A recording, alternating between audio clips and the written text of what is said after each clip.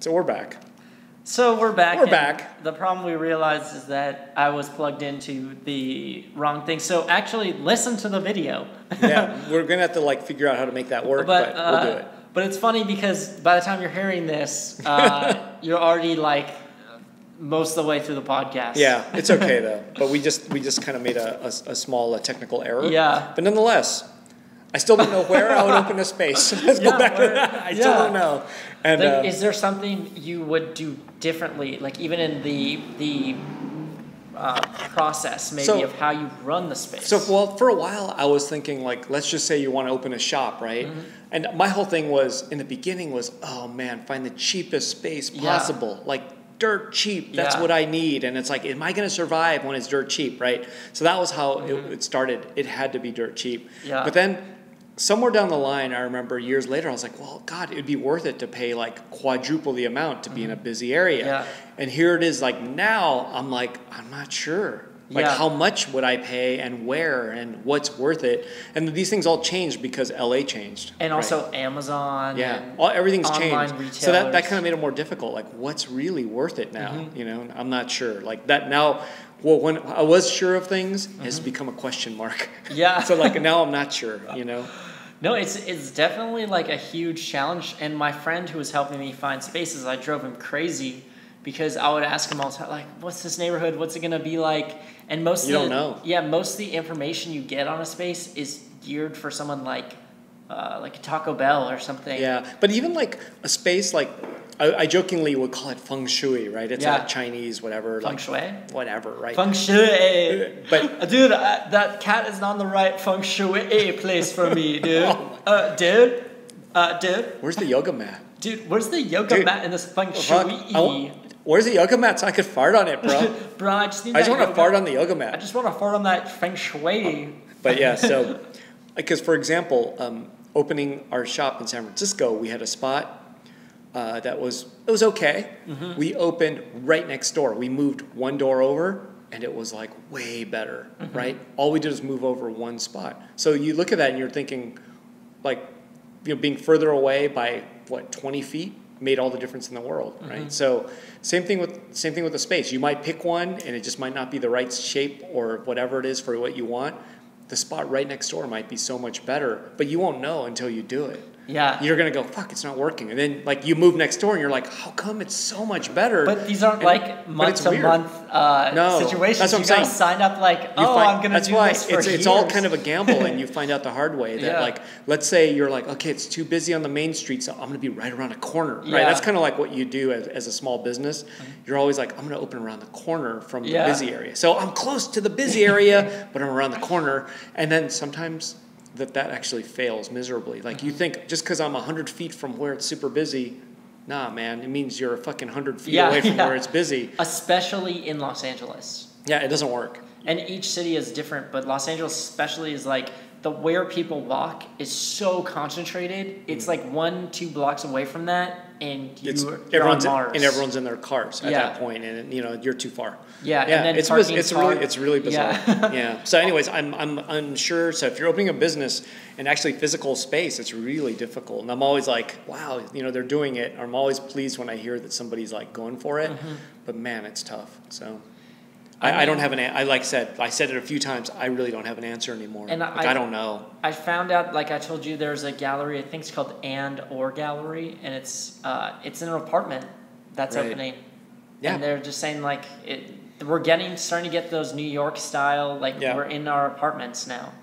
I guess you can do that too if you had an apartment that's close to stuff, I suppose, right? Even joking aside, having an apartment in like a really nice area of town, it's still cheaper than having a retail space. Oh, for sure. So you could have an apartment in Beverly Hills and say my gallery's in Beverly Hills, and it'll be cheaper than having a shop there. And if there's parking, but eventually, it's illegal. But eventually, you could get busted.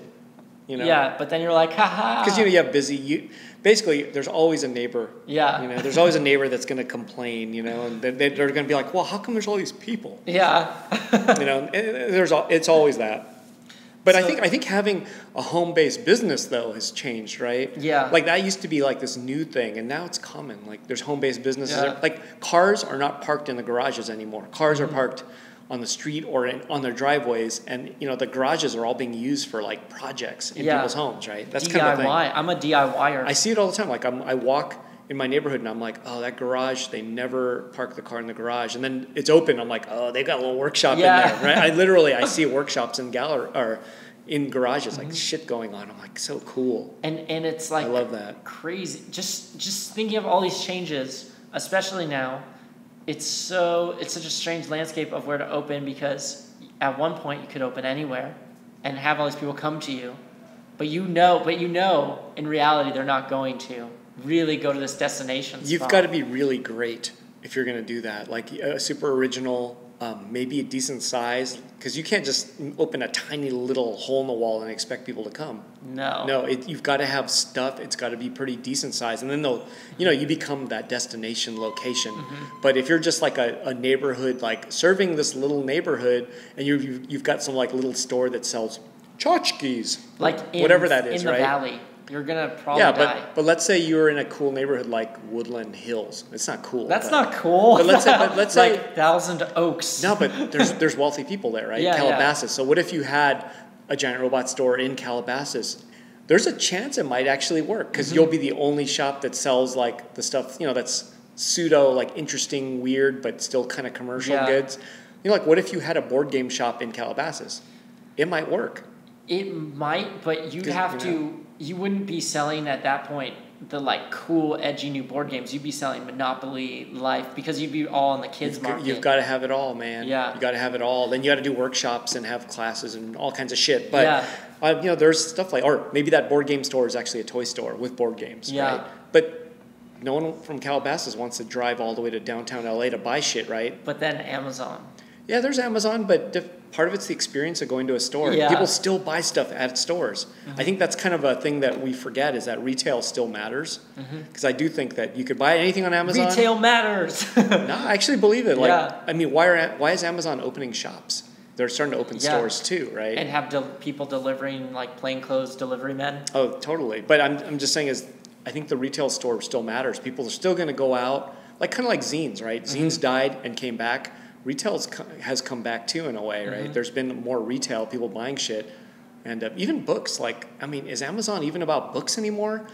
No, right? I mean, honestly, I buy books for my tablet, my iPad. That's cool, but what about art this books? Is where I read my what books. about zines and art books? I mean, that's still that's made a comeback. It died. Yeah. It's actually come back. People buy zines, people buy art books. These conventions are new. That's where I'm testing out this concept. Maybe I just do conventions. It matters, but I think it matters. I think that's how you can kind of do things. Is you can actually still sell books in a store. I'm noticing why are stores still selling books? Well, today I was here and a guy walked in and bought a couple books. Yeah, he bought a book and a zine. That's what I'm saying. See, yeah, there you go. People buy shit still in stores. It's just having what they want or having something interesting, and I think that you can still do it. So, fuck it. There you go. YOLO, motherfuckers. Bam. Open up your stores. Tell us what you've learned, because it's tricky. I think galleries have closed, but I think retail stores are opening. Is that true? How come Highland Park works? What's going on there? It's working for somebody. Let me think about Highland Park. There are shops. There are books. There's bookstores. Yeah, you're right. Restaurants and desserts. Shops and all that kind of stuff. Okay, so I'm not seeing retail stores open. I'm seeing restaurants, bars, right, food. So do you think that there's a problem with retail over like restaurants? Because it's true. This neighborhood Sawtell, it's mostly restaurants. There's not much retail. Well, I'll tell you what. I thought about it, because one location I was looking at in Hollywood, right next to me, was going to be a coffee shop. Right. And for me, I was like, if it's a cool coffee shop, like Intelligentsia or Coffee Commissary or something, that would be great, because then people want to go there. It already has a brand. Right. But if it's unknown, it's going to suck for me, because it's going to be those shitty coffee shops where the guy's with his computer up like this, let me check my emails. But I think there's a lot of coffee shops that, man, we don't even know about in LA. And a lot of them probably fail. Could be, but then there's some that I'm seeing pictures and they're beautiful. I'm like, Yeah. wow, like beautiful build out, amazing looking spot, and it's then just coffee. Then you find out like they're It's started by possible. CEO billionaires. And It could be, but then you find out too. I guess I'm hearing a lot of them that are opening, so I'm not at the cycle yet where I'm going to hear about them closing. Like it's too early because I'm hearing about like 10 new coffee shops in LA that have opened, but in the last like 2 years. So. Mm-hmm. But the galleries, the ones we're talking about, have been open for a while, and now they're closing, right? So there's a cycle. Like Narwhal's not new; that's been around. Yeah. So that's what I'm saying. Most places that are closing have been around for a little while. I don't see new retail shops opening as much as you, but I might not be in the loop as much. Yeah, I see like they're you'll small, see, like big brands opening. What's that woman Tuesday Basson? Oh yeah, she opened a tiny shop in Chinatown. Right. Yeah. So that's what I'm saying. Like there's stores opening. That's one. But then if you think about that area, like I still haven't been to that shop. Right. I haven't either. So, but I mean, it's serving some kind of a community that's in that area that kind of visits that area, right? It's just not me. Yeah. Right. But like, there's the hipsters that are going to Ooga Booga. Ooga Booga too. Yeah, or whatever. And then they're going to eating at that burger place that's owned by the guys that do that gallery, right? Slow Culture's burger spot, yeah. Burger Lords. And then you have like all the other Chinatown galleries. You know what? So maybe there's an audience that's going there. I'm really surprised when you see Burger Lords, which is a small burger shack owned by these guys who own a gallery. There's always like a fucking crowd of like hips people like on bicycles, and there was nobody there before. And those people are maybe going to the retail stores too, right? Yeah. Maybe if you have a cool one, they might be going. Well, in that area, there's about to be like a giant mall, so there are a lot of the people who have like the good deals in that area know that they're going to be out of there in the next year or so, right? Because they're going to spike all the rents. That was a place where years ago, if you could afford it or even just start the idea of it, is to buy something there. Because things were for sale. Yeah. But there are people that own like those fucking Chinatown looking, weird looking Chinatown China buildings. You know what I'm saying? Like there are 2 floors. Yeah. And then they have a gallery in the bottom or a retail in the bottom, and then they live upstairs, right? Imagine if that was your life. That's kind of cool. Like you live on the second floor. I lived in one of those spots, and I thought you have about that. But you have to live there. Like you have to own it and live it, right? I thought about that, and I was like, damn, I would hate that in a weird way because you get one crazy person showing up to your public gallery space. Now they're like at your home. But Ernie Wolf did it. And for a long time, But it's, like he's private. He's a very private place. You just got to make it that way yourself. Yeah, you'd have to make it more... the barrier, I wouldn't put up invite the characters. Yeah, put up the border. Yeah. I don't know. But anyways, yeah. But all these things are possibilities. It's just such a conundrum of facts that you have to create a rule set for. Yeah. Absolutely. Well, it's tough, man. That's the life of a person in retail. Yeah. Like, ultimately, a gallery is retail, so you're doing the same thing. Yeah. Yeah. And it's the jump though. Everybody wants to do it. Everyone who's got like a little home business. Yeah. Like like they're upcoming upstart artists, the artists that are like, they're hustling. They're doing a little bit on Etsy. They all have that dream. Hey, I would like to own a shop that has my stuff in it, right? Yeah. Not just putting your shit into someone else's store. But it's like, I want my own shop that's got my own name on it. That that's like the dream, and it's like that dream is it can work, but it's really difficult. I no longer know where's the right place for it. Mm-hmm. I have no idea. Like that's a big question mark, man. That's a question mark. Is LA out? I don't know. Like I still have this dream though. It's like the dream is, what if there was like you had a lot of money. Yeah. You bought a building, and then you just kind of you bought something like a Party City.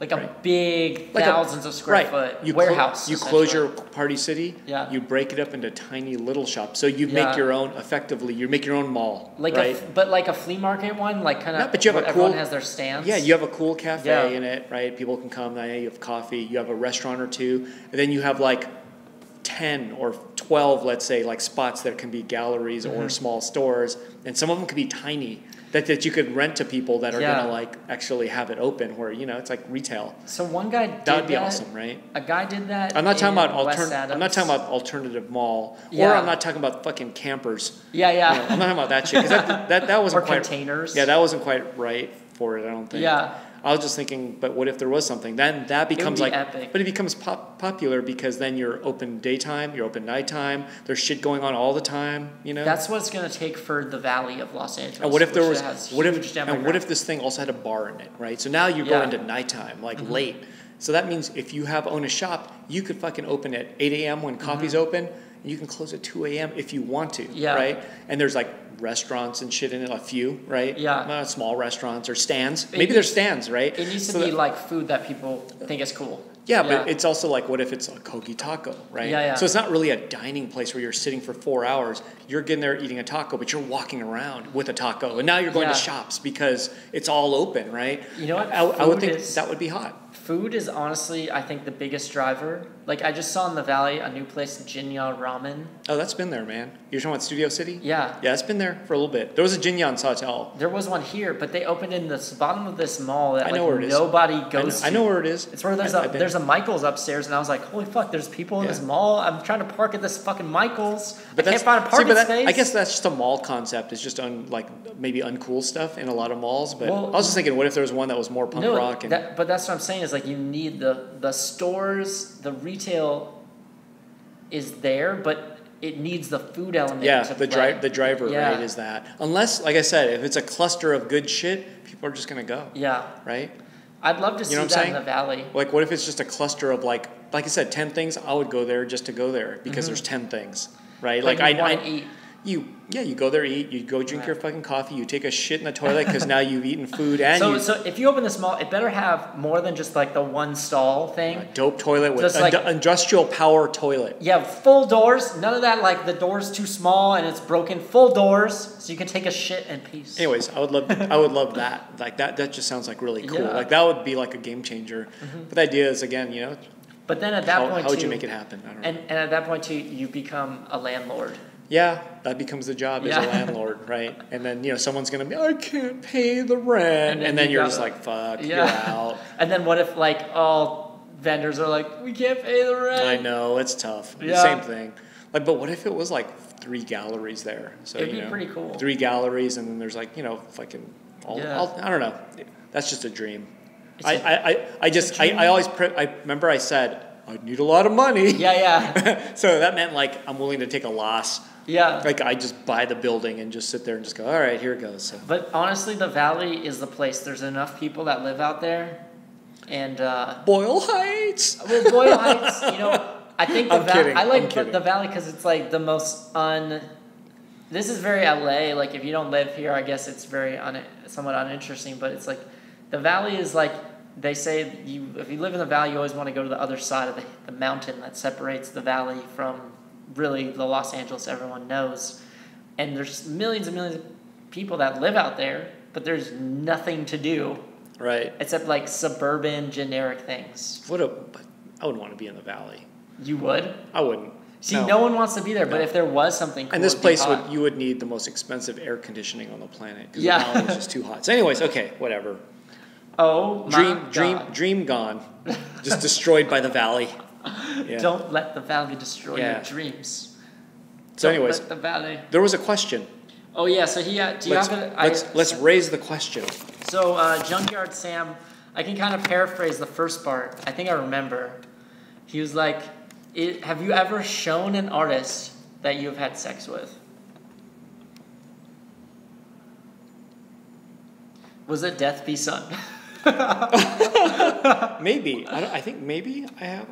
I'm trying to think maybe. Why, have you? In my own gallery, no. But for curating for other people, I have. Yeah, I don't. Maybe once. That's such a tough question. Because I put Jaw Cooper in a show, and we dated for like a year or 2 years or something. So where was this question located, by the way? It's on email. I sent you your it's email. on email. I got you. Yeah, Eric's looking up because there's a second part to it. I wasn't sure what it was. Wow, that's a tough question nonetheless. But yeah, I think that's sort of like one of those things you stay away from that kind of, because that just only leads to bad drama. Yeah. I mean, that would never lead to anything good. And I know that there's gallerists that have slept with artists and then, that's happened. I've kind of heard it through the grapevine. One. I'm not naming. The Lotus doesn't name names, man. Dude, tell me after the cast. I've heard of this, and it only leads to bad things. I've never heard it leading to anything good. To me, it's like so awkward. Like, first off, the one I was talking about, I was in the relationship already, and then we happened to work together on a couple shows. But I think it's so awkward because you're like crossing that kind of boundary, that professional boundary where you're like, well, who says we're professional? But it's like, oh yeah, your work's great. Now show me those tits. Like, you know, who does that? Like, who does that? I think there's probably a lot of gallerists that have done that. That's my guess. He did that. No? I'm sure there's tons of galleries that have done that. I mean, people are always into doing things for the wrong reasons. Yeah. I'm sure there's some people that are like, well, I'll make some money, but I'm going to hook up with chicks, right? That's like the big motivator. Yeah. Of like why they're working with some artists and all that kind of shit. Yeah. I don't know. Ask your other gallery friends. I'm sure that they'll answer it better because I gotta ask. I don't think I'm interesting enough. You know, like I don't have like this crazy. I tell you what, though, I don't have enough craze in my life for that kind of shit. My friend, I think if you run a restaurant, a lot more of that happens. Or a bar. Yeah, probably a bar. A lot more of that happens. Probably a bar. Yeah, because there's alcohol fueled. Yeah, there's like usually working at a bar are women. Yeah. And if you're a dude that likes women and they're young women, I'm sure that there's all kinds of nasty it's shit. Younger usually. Yeah. Well, because they're making tips and they're making a lot of money in tips, so they work at a bar. Yeah. Right? You know what I'm saying? Like they're making dudes too, I'm sure. Because like let's just say you're a bar waitress making a lot of money. Let's just say you're a bar wench. But I mean, you're not going to work at Giant Robot retail store because you're not making tips. You know, you're not going to you're not going to walk home with $200 in one night because of tips, right? Eric, I'm doing a great job here, but I just showed my wang-a-dang and I made a $1,000 tip. Yeah, so basically, no, I think you're right. Probably we're in the wrong line of business. Yeah, the scoring. Scoring, Scoring, we're scoring low, or I'm scoring low in that way. Think about it, like artists are like awkward. And most artists I work with are dudes, man. Yeah, they're all dudes. Yeah, so there. It's not, yeah, they're all dudes, really. All right, so, and it's kind of funny because I bet you that, I always like to say that might have happened more a long time ago, or, like 10 years ago, or to like others. But then you're looking back and like, no, I wish it happened 10 No, years but more ago. so like, is art more of a business now for people? Like is a young artist who, let's say, is a female thinking more career at a younger age than they were then, because there was no there was less careers, maybe, right? Like it's less like the potentials for galleries in this category were probably few and far in between. Yeah. It was either big or not, right? So maybe they're a little more professional nowadays. Maybe there's also like drugs. Right. I don't know. But are people just more like? I just feel like people are more like career-minded professionals. Maybe I missed it. Maybe I missed everything that I was supposed to do as a gallery. but you've done it, so there you go. Yeah, you've done it. You can answer the affirmative right there. Yeah. Bonus question for Mr. Nakamura. That is me. That is the second part that you didn't memorize because it's about me. Well, it's about Albert Reyes and Eric. Albert Reyes. I know he did at least one show with you and was on the cover of Giant Robot once. What makes Albert Reyes such a popular artist? I don't mean this critically. It just surprised me that he's so well known. So we're going to talk about that for a second. Okay. If you don't mind. Well, you can talk about it too. What is it? I think for me, and understanding Albert a little bit is understanding him. Mm-hmm. Like, he's part of the show, man. He's an interesting character, but he's half Latino, half white. Mm-hmm. Kind of lives in he lives in El Sereno, which is sort of like a Latino neighborhood. Yeah. So I think part of like knowing his history is one thing, because a lot of people could maybe draw like his realistic drawing, because all he's doing is taking pictures from magazines. Mm-hmm. But I think the work that's morphing is all the stuff that when he morphs things together, like he draws people from his neighborhood and, like it's not in a Freddy Krueger. Yeah, it's not all like drawing Angelina Jolie like caricatures, because like there's probably like 1,000 people who have drawn Angelina Jolie like 5 years ago, right? Yeah, and pretty good. She's so 5 years ago, and but pretty well, right? Like really good drawing, like in pencil, But I think it's all the other stuff that makes Albert special, like all like the weird shit he does that's actually like cross-cultural, that's crossing Latino life and his white life, I guess, and pop culture, right? It's mixing it all together, and I think that is his unique viewpoint, and that that makes him him, you know. And it's not just I don't know if Junkyard Sam is only thinking about the caricatures of famous people, like the Winona Ryder drawings, let's say. But I mean, they're repeating things. Like he's drawn Winona Ryder a bunch of times. Like he draws the same characters over and over. Maybe he's thinking. Maybe it's also too like, what is he popular in the field of art? I mean, he's popular in my field of art. I don't think in general he's like a household name or anything like that. He's still a ways off from that. But I think he's kind of like an artist too, right? Yeah. Like he's definitely an artist. Right, meaning other artists look at him and go, fuck, I'm so jealous. I wish I could do the things that he's doing. Like making a haunted house in his backyard. Yeah, like all year round. All year round. And like, you know, that's basically devoting his life to art, right? To his art. And a lot of artists get jealous and they're like, they will say, wow, this man is a true artist. I think it's also, he does, like, he'll do, like, his funny pervy shit that, like, where it's like, you know that he's, like, super perved out and into it. But he's actually, but people are afraid. But he's actually married, and I think in the end, like, his wife, I feel like his wife is, like, more conservative-ish, you know? And it's actually keeping him in a narrower path of that, not being so weird and pervy, but it's doing, like, actually thinking about wholesome things, I suppose. But I think it's the fact that he goes there in his content. Whereas like a lot of artists might think about these kind of crazy things, but they're not going to put it in their own work. And he's just like, fuck it. I'll just draw Freddy Krueger with a like spreading eagle, like but as a girl. He's done a lot of like big butt drawings, you know, and he's been doing that for a long time. Like big ass, like girls with big butts, right? And he was doing that, I think, before the big butt craze that got kind of... Wasn't it like big boobs was more popular? Then it became big asses, right? So he Brazilian butt implants. He doesn't draw big boobs. He always draws. He's into drawing big butts. Like he's been doing that for a long time. So he's like an originator.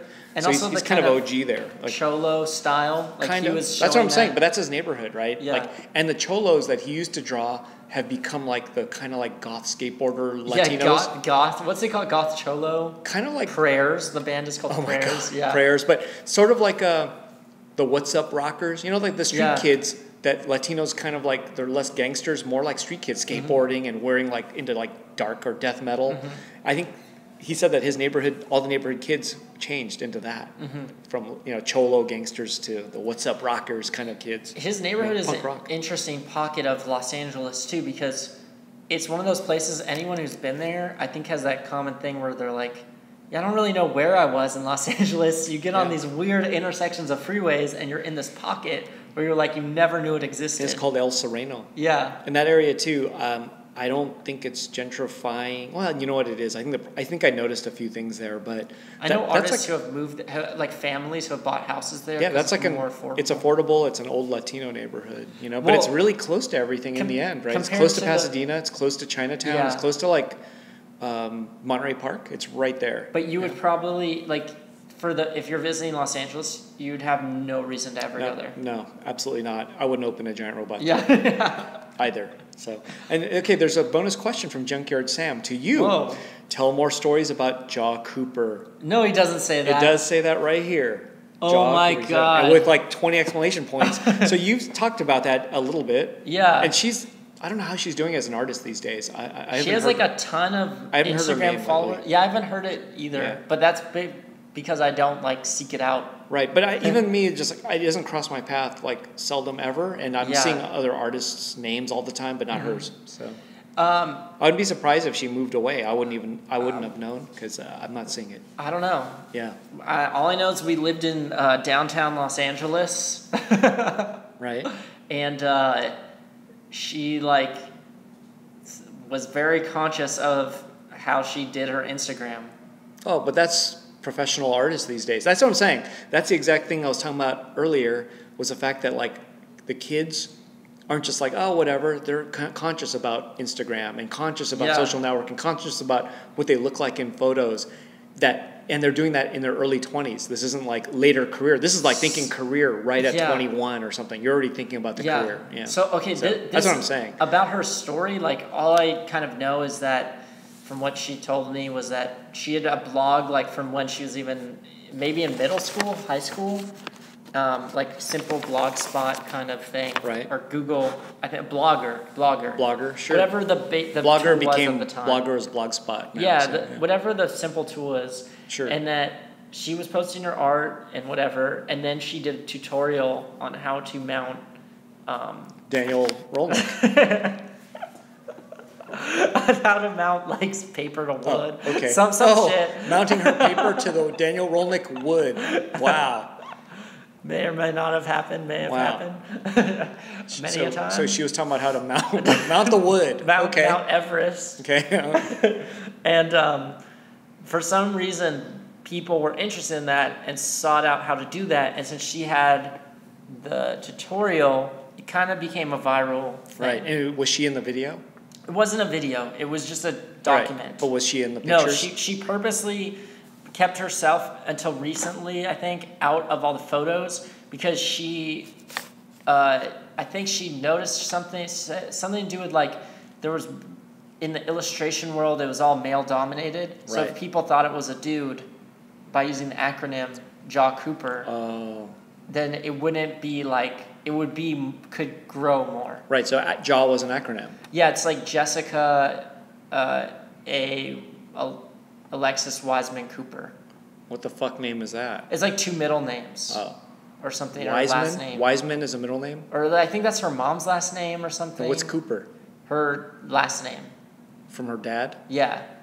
And then so this is all calculated, man. Yeah. So like it's all calculated. She's very calculated. There you go.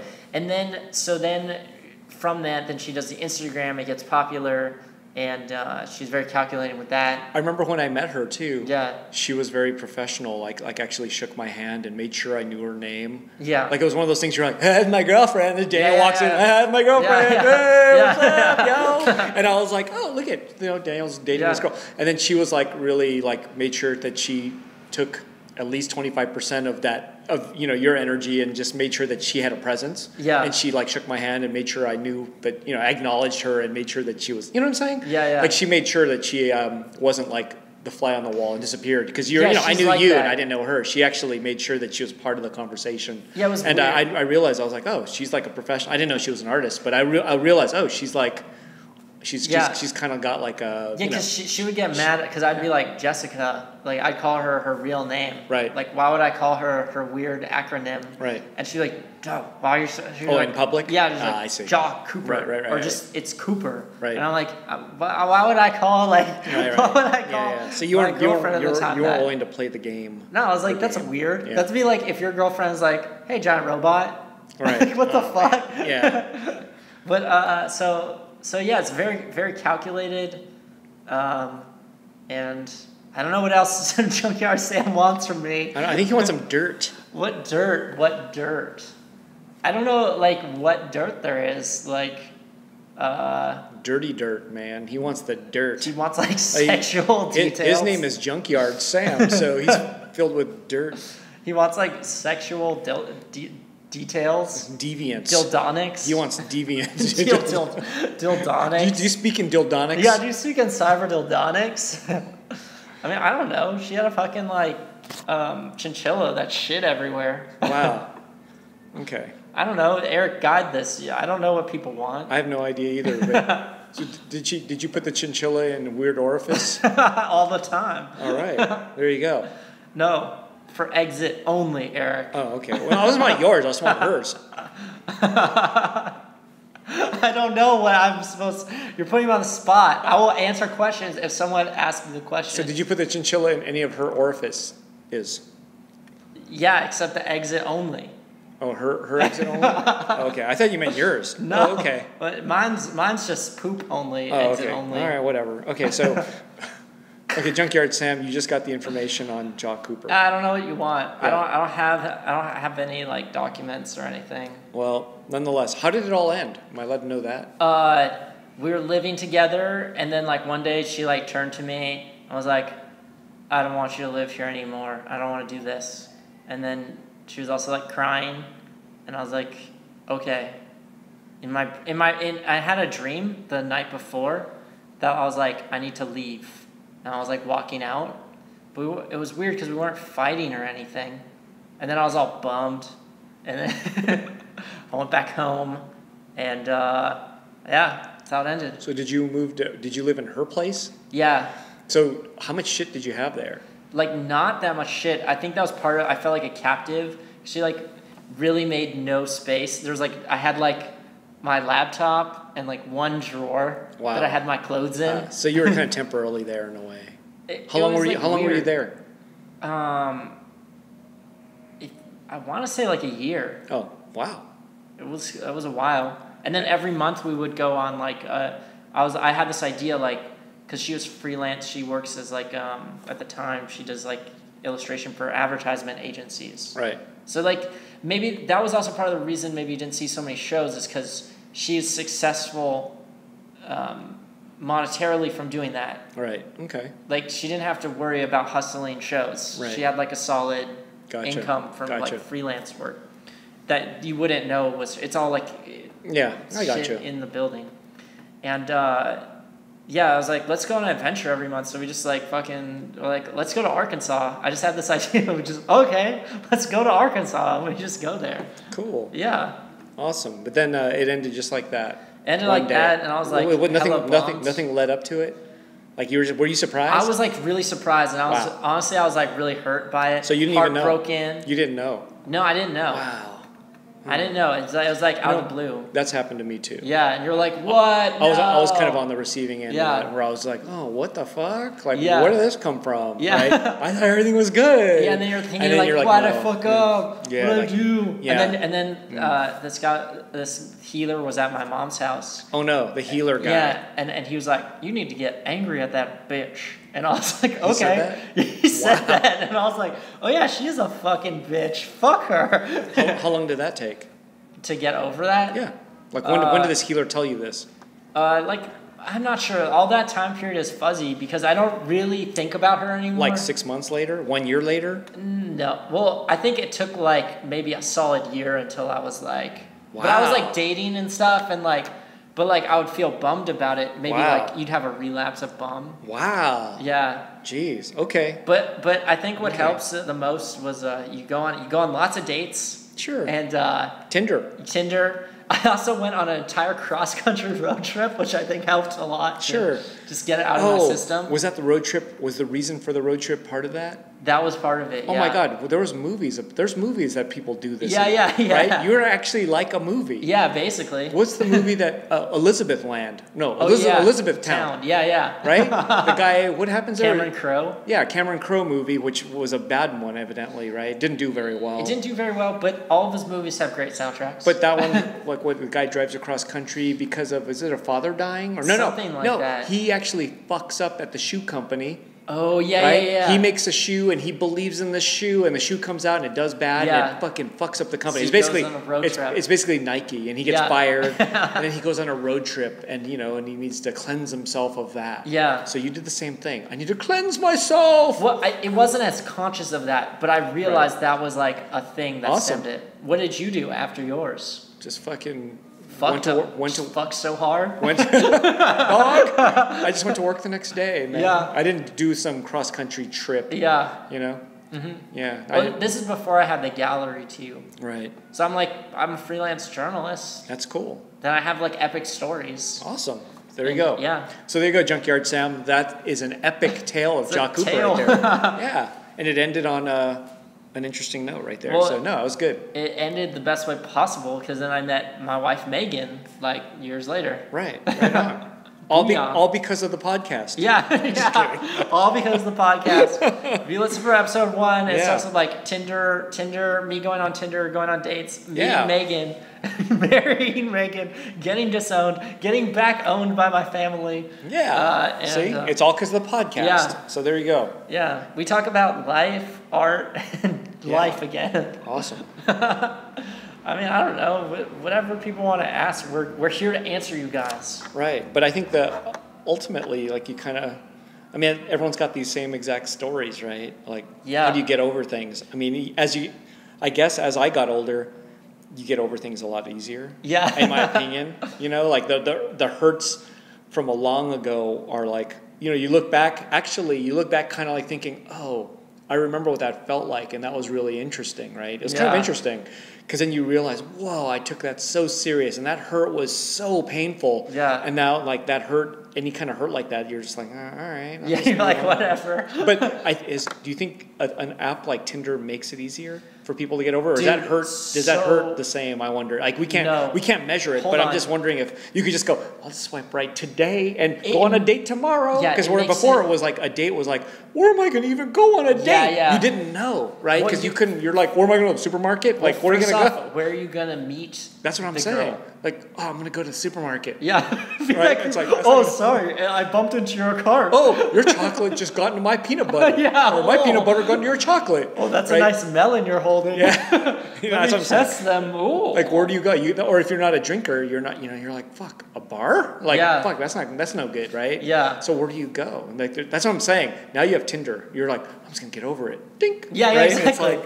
wow. It's way easier. Yeah. Before it was like a little tougher. Maybe. I'm not sure if that's true or not. If that makes any difference or not, and if that means the hurt is less. I'm guessing the hurt is probably still the same, but getting over it might be more difficult. I guess it also might be easier. It depends on your personality. If you're gonna go on the date and be like, "Oh, I'm on this date because this girl for my art," then you're like a pussy. You need to like just be on that date and respect that woman that you're on the date with. Right, because you're totally not. You're not. If you're not into it, then you're not. You shouldn't be going on the date. I know, and that's kind of like fucked up. Yeah. Yeah. But honestly, friends, after that happened, I had friends that were artists and like had breakups and shit, and they're like, "Daniel, what do I do?" And I told them, "Go on Tinder and trust me and do exactly what I tell you and go on lots of dates." And like I'll try and get them to come on and be as evidence. They all were like, "Dude, you were right," and then they all felt better. Awesome. Because then they weren't stuck in their fucking head. Right, in their mind, they were actually out with new experiences, even if they're not like meeting a successful, like this is like, I mean, not meeting a successful score, I guess. Yeah, like a girlfriend or. But you're just still out and you're talking and you're like, you realize that there's more than one human being on planet Earth. Yeah, and then, this person might be interesting, maybe not, but at least you're striking up a conversation and you're playing the game. You're back in the game, yo. Yeah, don't hate the player, hate the game, son. You're back with style. Basically, you passed the baton to yourself. The baton got passed to yourself, and you're back running again. You got to check those IOIs. You got to escalate Kino. You got to. Yeah, you're moving. Yeah. You just shifted a gear. Yeah. Right. Your gear. You got to go peacocking into the wild. You pop the clutch. You got to find that 3 set and just ignore the one you're interested in. Focus on. You got to get back to lawn bowling. You got to roll the ball and make it hit another ball. You got to roll those balls, son. You've got to get back to collecting those gold coins. You got to get angry, and by getting angry, get even. Yeah. You got to go get the next Pokemon card. Yeah, you got to go get the Charizard or whatever that shit's called. What's that shit called? Charizard, dude. I don't know what it is. You got to get Charizard sparkling. Charizard, dude. Charizard the lizard. Charizard. Isn't he a member of the Wu-Tang Clan? Charizard. No, Charizard. Yeah, Charizard. No, it's Charizard. Charizard. You got to go get the next Charizard card and move on. The Jizza card. Yeah. The Charizard. Exactly. You got to move on, man. You got to just contact Pharma Bro, get that Wu-Tang record, get Charizard off of it. You got to go back to the farmer's market and buy new fruit. Yeah. You got to get out and about and do your thing. Exactly. Got to put new gas in the car. Not old gas. Yeah, new gas. New gas. Yeah. You go to that gas station you've never been to before and right? fill it up. Yeah, you got to go out and do things. Yeah. Yeah. So we want to ask you right now. What other podcast is there that gives you getting over heartbreak advice, art news? There isn't one. The Jew and the Lotus. No. The Jew and the Lotus. Tell your friends. Yeah. Tell your friends twice. Yeah, tell them 3 times because the internet's a finicky thing. Exactly. 3 times. 3 times. Exactly. And then roll her over in the clover. Damn. Charizard the lizard. 4-leaf clovers. 4-leaf clovers. Yeah. Ask about the exit only sign. Damn. Oh, damn. Damn. Epic. Epic. Yeah. Whoa, this was a great podcast. Great podcast. Thanks for listening, everybody. Yeah, you've listened to The Jew and the Lotus. And wait, before we sign off, where can we be found now? Well, so now you can find us on Instagram, Twitter, thejewandthelotus.com, and YouTube.